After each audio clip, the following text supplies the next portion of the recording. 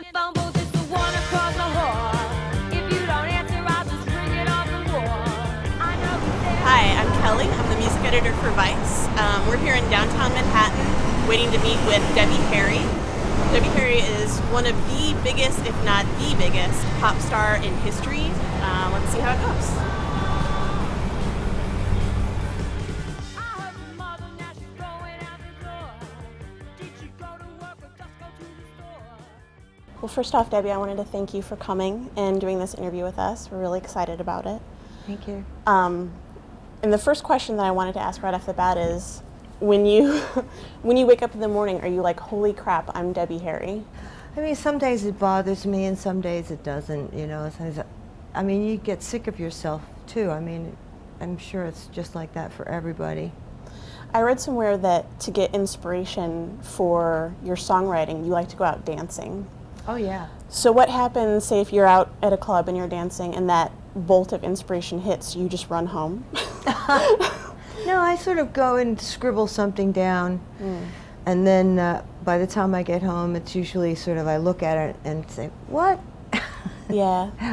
Has there ever been an element of that, something that you got the bolt of inspiration for, you know, clunked out and actually built to how you liked it, and then presented it to the rest of the band and they were like, no, this sucks? Well, you know, I've written some things that are, you know, that Chris just like poo-pooed immediately. The rest of the band, you know, they're sort of, you know, easy about it, but, you know, Chris and I, you know, Yeah. we sometimes really, you know, bump heads. And we've always wanted people to, you know, be entertained by the music. I mean, back then it was, you know, groundbreaking to, you know, combine, you know, different kinds of music. I'm glad that you brought up the combining different aspects of music and breaking new ground, because my next question was actually about Rapture, which I'm sure you hear about a million times. But the rap part in that, people make such a stink about, because it was kind of one of the first times, you know, that was in combining like rap and pop rock at the same time. Yeah. Was that part always in there, or did you add it in later? Was The that rap? Yeah. I don't know, that was definitely the basis of it all. Yeah. And it actually, you know, even though it's not like really a classic rap or like a really good rap, you know, it's like an homage. We've always said that. But it is the first rap that, you know, got into the charts. It sort of like opened the door. So I'm very proud about that. Did you get any backlash from that? Look, as a writer, you have to have something to say, and Right. it has to be interesting, and you sort of have to somehow make it stand out. And that's what I've learned, is everything that can be said. Right, it's is always said. something. Yeah. Yeah. In setting this up and doing research and preparation and stuff, the number one thing that people wanted me to make certain to ask you about was Videodrome. Don't. A lot of stuff that was brought up in that movie would be considered still taboo today, like the cutting and the sort of, you know, S&M nature of it.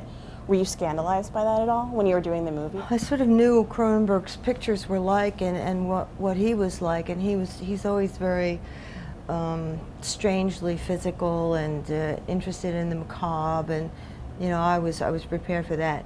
The thing that about Videodrome that I sort of never really realized while we were doing it, because we kept saying, well, what is Nikki? What is she?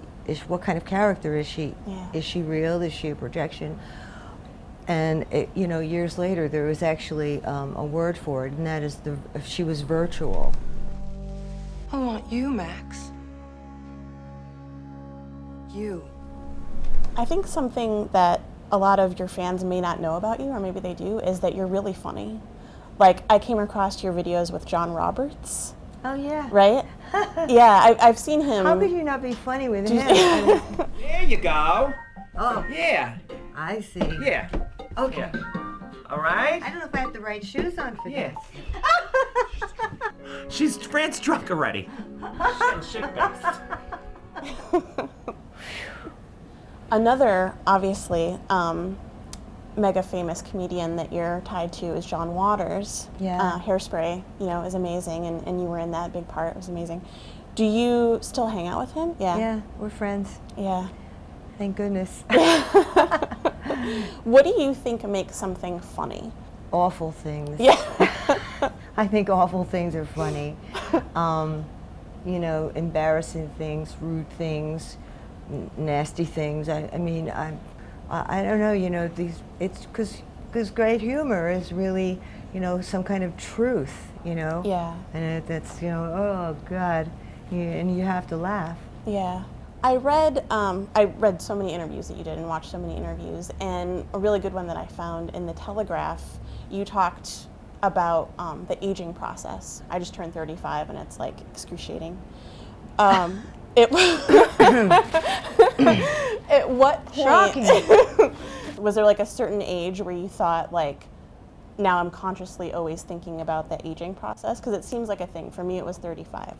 Well, I think in my world, in the entertainment world, and you know the visible world, there's a tremendous amount of pressure put on men and women, you know, about their you know, viability or desirability. Right. Are you still fuckable? Right. You know, Yeah. I mean that's the big deal, right? I think when I was younger, I worried about it more than I do now. I don't know how embarrassing this statement will be for you, but you're like insanely attractive throughout your whole life. Who designed your look? I think it was a process of elimination. I had certain, you know, influences myself, you know, in the great world of blondness, you know, all these, you know, sort of women that did that. And I worked with different people, you know, who would like tighten it up for me, you know, like if I sort of came in with a, you know, a lump here or a messy thing there that worked, they would sort of say, well, you know, let's really, you know, do that, you know, and of course, you know, working with Steve Sprouse, as I've always said, you know, it's a real defining, you know, moment. The day that the thing happened with Lindsay Lohan, with the photographers coming after you, mistaking you for Lindsay Lohan, was that a funny day? Were you like, what the hell? I thought they were after the woman that I was with. I didn't even realize until I read it in the paper. And then when I read it, I thought, oh, these guys are photographers, but they're blind. Yeah. Did you guys connect about that? Did Lindsay get in touch and say like, oh, this is funny, what happened? No. No. Yeah. No. But I like her a lot. I don't know how people can live with that much exposure and that much invasion of privacy. Do you feed into the publicity? I need to have a certain amount of attention. Yeah. I don't think that I'm a needy person, but I sort of think that it's, you know, I love it. I don't like people to be rude and invasive. I think that somehow or other people are pretty good around me, you know, they're pretty nice. Again, no segue, but I read that you, at some point, questioned whether or not you should have had kids, or you were thinking, you know, maybe I would have liked to have kids or something. Yeah. Do you think that you would have raised them to be like healthy fans of sports and into a lot of activities, or would you have secretly hoped that they would have been like creepy rockers? I don't know. I would hope that I would have been, you know, smart enough to just enjoy, you know, who they were. Yeah. I mean, it would have been great if they, you know, felt comfortable and wanted to, you know, do something in showbiz or music, you know, that I could really help them in some way, you know, that my connections would become, you know, valuable to them or whatever. There are a lot of interesting rumors about you that pop up online that you all mention. I'm sure you hear a bunch. The Marilyn Monroe thing, being your real birth mother. That's online a lot. And the one about how you were almost abducted by Ted Bundy. Neither of those are true, right? No, the Ted Bundy thing was true. That was true. The Marilyn thing has been misquoted. I felt related to her spiritually, but not, I never thought that she was my birth mother. Yeah. No. So the Ted Bundy thing, do you want to tell that story a little bit, or is it like traumatizing?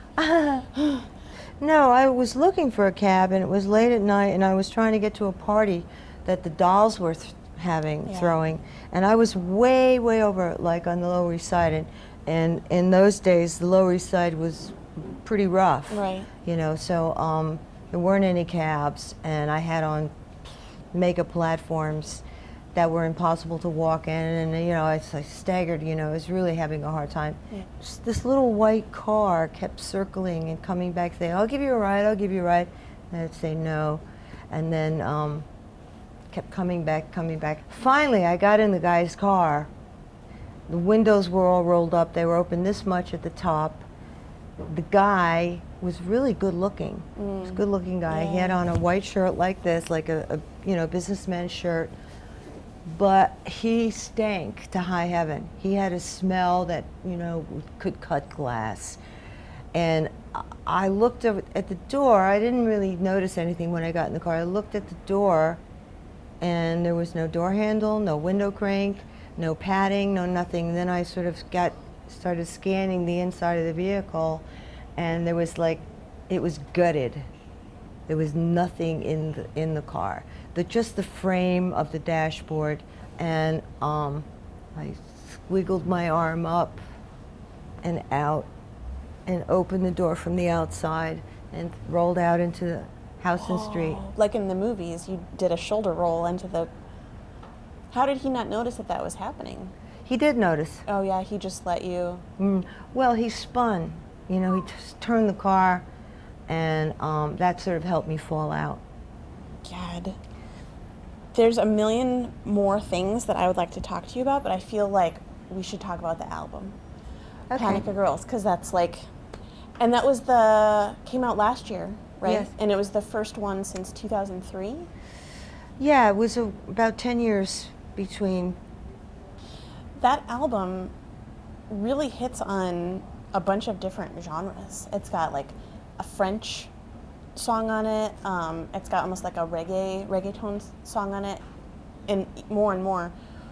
It almost seems like you were kind of trying to package up everything musically that was going on in your head at the time. And Yeah. was that a conscious thing? Well, we tried to do that, I think, in all the Blondie albums. Yeah. But this one was probably a little bit more successful. When you guys write music together, are you in the same room? Do you sit down we're band practice, we're going to write these songs, or do you kind of send things back and forth to each other? We sent it back and forth. Yeah. Yeah. Is it easier that way? Well, just because physically we don't live together, and we haven't Right. been together for a long time. Yeah. That's how it works out. You're touring with Devo. Yeah. How did that come about? From an artist's perspective, are you approached with tours? They came to us, an agent, came through the agents, and we said we wanted to work, and tried to put a package together, and the thing with Devo came up, and it was so fantastic. How long are you touring for? Oh, the Devo part of the tour is going to be very short. Right, yeah. That I think that it's about 2.5 weeks. I wish it was longer. I wish it was, 8 months, because I really like them. Yeah. And I haven't actually seen them for quite a while. I like that the name of the tour is Whip It to Shreds. Whip It, yeah. Because it's Whip kind to of a tie Shreds. back even to Videodrome, the song, and it's that, full yeah. circle of, yeah. Well, this will be my last question, and then I'm going to do something embarrassing. But you're not going to stop anytime soon, right? You're going to be making music for a long time, or do you have kind of an end? I'm planning to do a little solo show in January, February of 2013 at the Baryshnikov Arts Center. Oh, cool.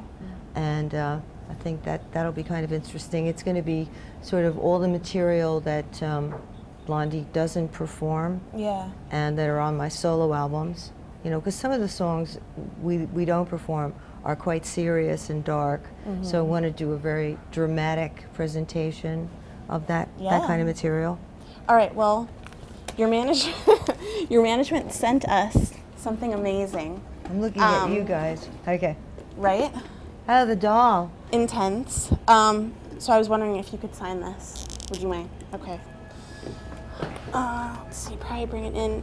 Do you have one of these for yourself? Yeah, sure. Yeah. Yeah. Maybe here? Okay. Thank you so much. I know that's not a lot of area.